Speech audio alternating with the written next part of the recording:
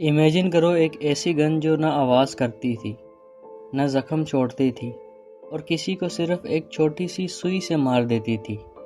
ایسے لگتا جیسے ہارٹ اٹیک سے موت ہوئی ہو، لیکن اصل میں کسی نے قتل کیا ہوتا تھا۔ 1975 میں CIA نے خود تسلیم کیا کہ ان کے پاس ایسا ایک ویپن تھا۔ 1975 کی بات ہے، سینٹ میں ایک پبلک ہیئرنگ چل رہی ہے۔ سینیٹر فرینک چرچ نے ایک عجیب سی پستول اٹھائی اور وہاں موجود لوگوں کے سامنے رکھ دی۔ لوگ اسے دیکھ کر حیران ہو گئے۔ اس وقت کے CIA کے ڈائریکٹر ولیم کولبی بھی وہاں موجود تھے۔ یہ کوئی فلمی گن نہیں تھی، یہ اصل میں CIA کا ایک خاص ٹول تھا، ایسا ٹول جو کسی کو مار دے اور کسی کو پتہ بھی نہ چلے۔ کولڈ وار کے دنوں میں CIA نے ایک بایولوجیکل پروگرام شروع کیا جس کا نام تھا پروجیکٹ MK نیومی۔ اس پروگرام کا مقصد تھا ایسے ویپنز بنانا جو کسی شخص کو بے ثبوت طریقے سے نقصان پہنچا سکیں یا مار سکیں۔ پروجیکٹ MK نیومی کئی سالوں تک سیکریٹ رہا۔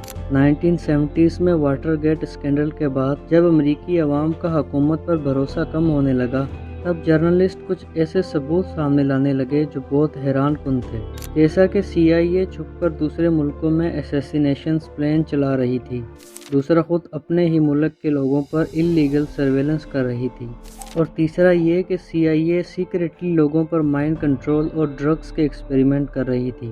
ان سب باتوں کے سامنے آنے کے بعد 1975 میں ایک آفیشیل کمیٹی بنائی گئی، جسے عام طور پر لوگ چرچ کمیٹی کے نام سے جانتے ہیں۔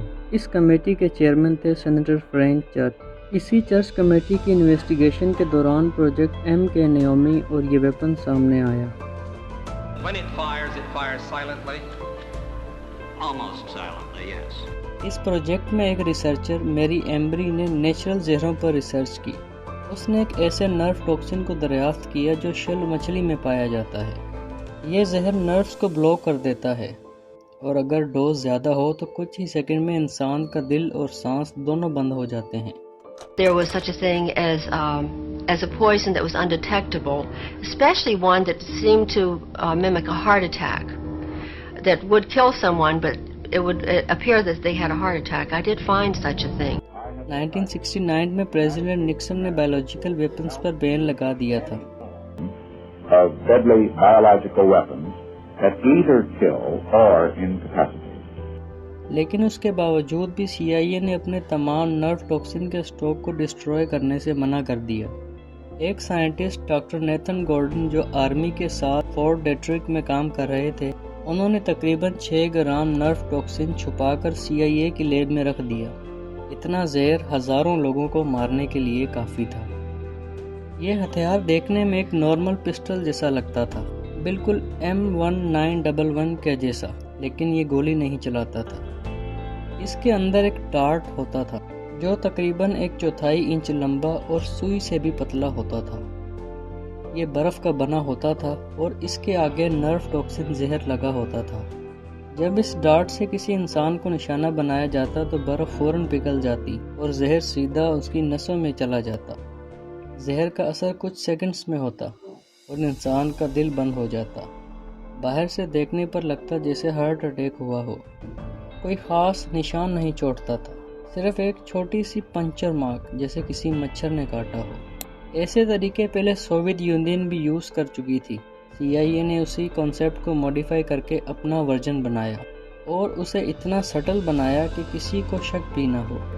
جب یہ گن سینٹ کے سامنے رکھی گئی تو اسے نان ڈسرنیبل مائکرو بایو نیوکلیٹر کہا گیا۔ اس ٹرم کا مطلب تھا ایسی سوئی جو دکھائی نہ دے لیکن کام کر جائے۔ اب تک کوئی ایسا ثبوت نہیں ملا کہ اس گن کا استعمال فیلڈ میں کبھی ہوا ہو، لیکن اس کا وجود ڈاکیومنٹڈ ہے اور کنفرم ہو چکا تھا۔ پبلک پریشر کے بعد پریزیڈنٹ جیرلڈ فورڈ نے 1976 میں ایک آرڈر سائن کیا جس میں گورنمنٹ آفیشلز کو سیاسی قتل کرنے پر پابندی لگا دی گئی اور MK نیومی پروجیکٹ آفیشلی بند کر دیا گیا۔ جب 1975 میں سینیٹر فرینک چرچ نے اس گن کا پروٹوٹائپ سب کے سامنے رکھا تو وہ ایک اہم لمحہ تھا۔ اس کے بعد کسی شور شرابے کے بغیر یہ ماڈل واپس CIA کے پاس چلا گیا اور آج بھی ایجنسی کے میوزیم میں رکھا ہوا ہے، لیکن اب استعمال کے لائق نہیں۔